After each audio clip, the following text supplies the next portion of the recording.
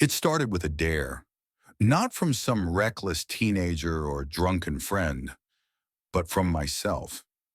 I had been chasing ghost stories across America for the better part of 5 years, visiting haunted houses, abandoned asylums, and even forgotten battlefields.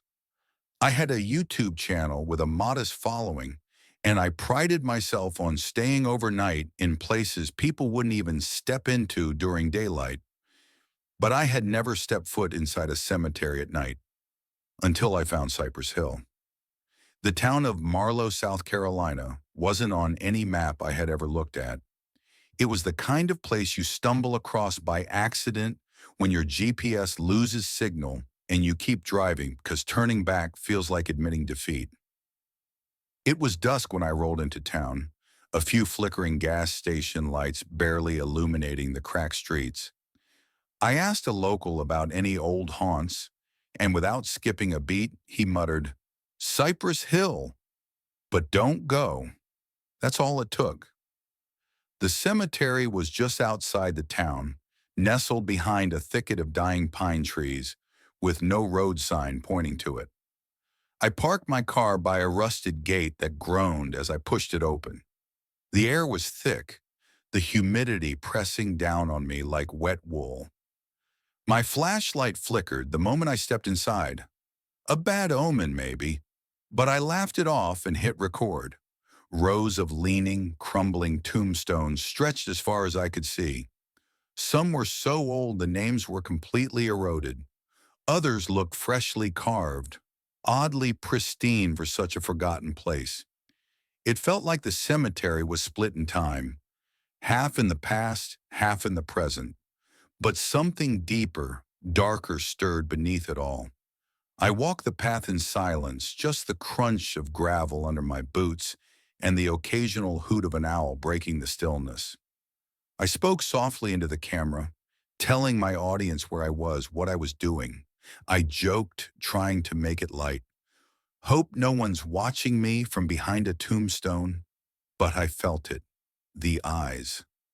I reached a moss-covered mausoleum, its heavy stone door ajar. I paused, feeling an unnatural cold spilling out of it, even though it was nearly 80 degrees outside. I stepped closer, and my flashlight died completely. Not flickered, died. I fumbled for my phone, used the flashlight app, and shined it into the darkness of the mausoleum. Dust motes floated in the air like ash, and the walls were lined with empty shelves. Coffin slots, I assumed.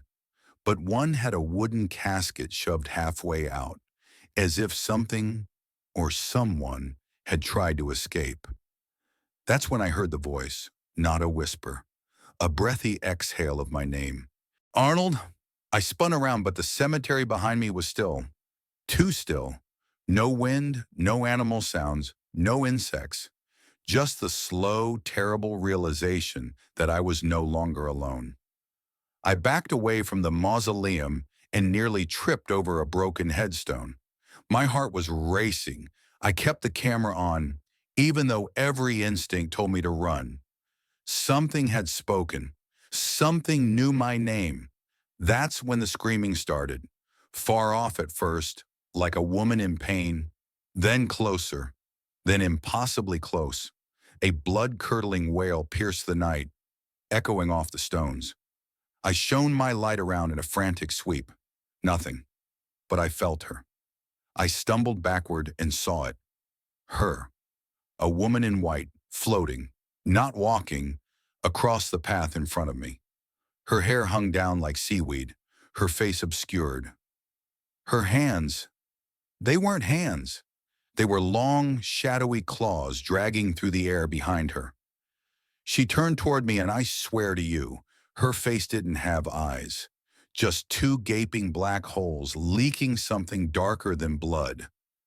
I ran. I didn't care that I was live streaming. I didn't care about the camera. I just ran.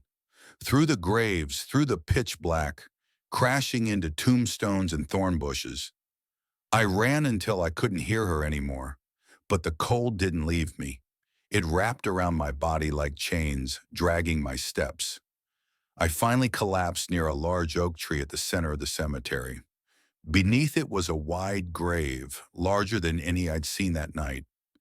The headstone was split clean down the middle, like something had broken out from underneath. And then I saw the hands, gray, bloated hands clawing their way up through the dirt.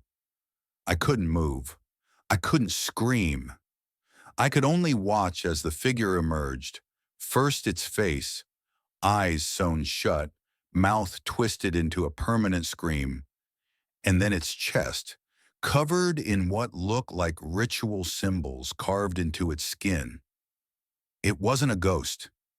It was something worse, something that had been buried because it could not die. It turned its stitched eyes toward me and pointed. The world tilted. The air was full of the smell of rot. I heard whispers in a language I didn't understand, and suddenly I was somewhere else. I was standing at the funeral of a child. It was daytime, but everything was washed in gray. The people around me wore black veils, heads bowed. I walked closer to the casket and looked inside, and saw myself. Dead, mouth open, eyes lifeless, dressed in the same clothes I was wearing. I screamed and the vision shattered like glass. I was back in the cemetery, on my knees, vomiting into the dirt. The tree was gone. The grave was gone. But something had followed me out. I don't remember getting back to the car. I don't remember the drive out of Marlow. All I know is that when I checked the footage later, it was all gone. My SD card was completely wiped, not corrupted, empty. No audio, no video, nothing, except one file. It was a 3-second clip, black screen, static, and a voice. It said, "You were supposed to stay." Since that night, I haven't slept properly. Every time I close my eyes, I see the woman in white. I hear my name whispered from behind closed doors. Electronics around me die randomly. Phones, laptops, cameras, even streetlights flicker when I walk by.